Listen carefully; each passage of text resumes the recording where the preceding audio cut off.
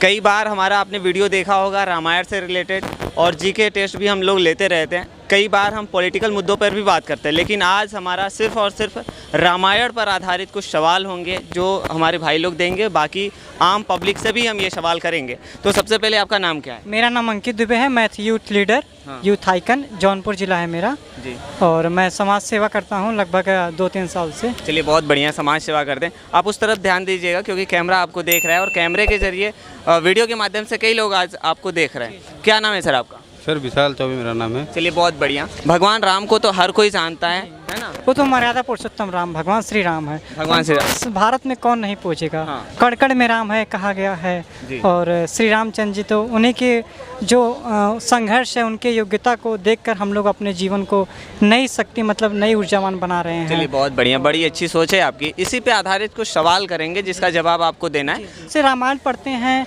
और ये सब पढ़ना चाहिए, ये हमारे ग्रंथ हैं, इनसे पढ़ने से हमें शिक्षा मिलती है। भागवत गीता हुआ, इन सब पढ़ने से हमारे संस्कृति का उद्देश्य पता चलता है कि संस्कृति हमारी उद्देश्य क्या कहती है, कि हाँ ये हिंदू धर्म क्या किस लिए बना है।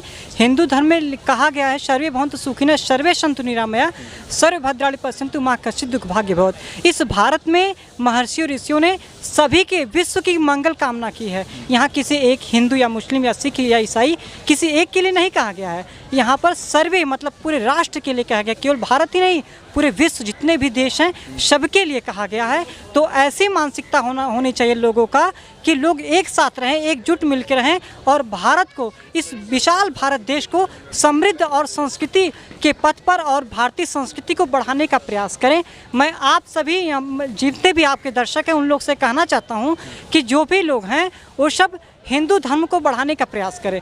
हिंदू धर्म आज आप लोग डाटा तो जानते होंगे कितने लोग धर्म परिवर्तन कर रहे हैं, लेकिन मेरा कहने का अंश यही है कि हम लोग, हमारी एक ऐसी धर्म है जहाँ पे हम किसी को ज़बरदस्ती नहीं करते हैं, वे अपनी एक स्वेच्छा के अनुसार अपना कार्य करते हैं। तो आप सभी दर्शकों से मेरा बहुत ही विनम्र निवेदन है कि जो कि आप सब इस धर्म के बारे में पढ़ें, रामायण पढ़ें, गीता पढ़ें। बहुत से ऐसे कवि हैं, रामधारी सिंह दिनकर जी को पढ़ें, तुलसीदास जी को पढ़ें, सभी ऋषियों महर्षियों सभी कवियों को पढ़ें, आजकल के कवियों को पढ़ें, जिससे कि हमारे संस्कृति, हमारे विचार, हमारे आदर्श पुरुषों, हमारे महान पुरुषों को पता चले कि उन्होंने कितना संघर्ष किया इस भारत को बनाने में।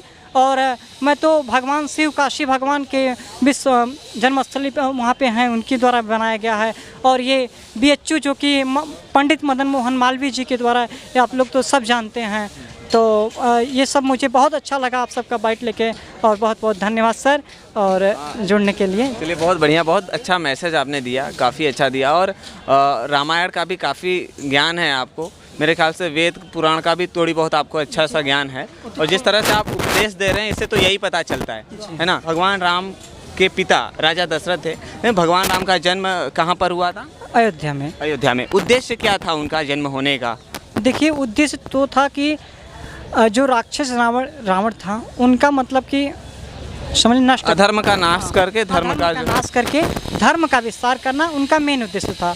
अब राम जी के जन्म के बाद किनका मतलब ताड़ा हुआ, और ये बहुत से ऐसे ऋषि, गौतम ऋषि थे, उनकी पत्नी को मुझे नाम याद नहीं आ रहा है, और उनका भी मतलब जो पत्थर की मूर्ति थी उनको भी ताड़ा। अहिल्या देवी, माता अहिल्या देवी का उन्होंने भी ऐसे।